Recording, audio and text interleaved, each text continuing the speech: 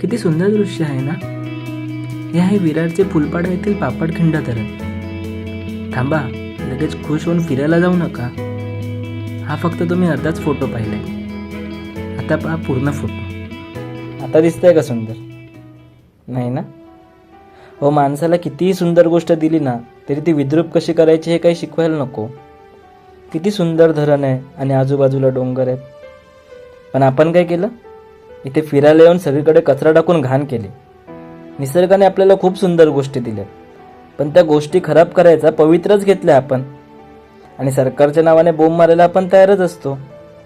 अहो, पण नागरिक स्वतः सुधारणार नाही तर सरकार तरी काय करणार? आणि आपल्याला दुसऱ्या देशांची स्वतःची तुलना करायची.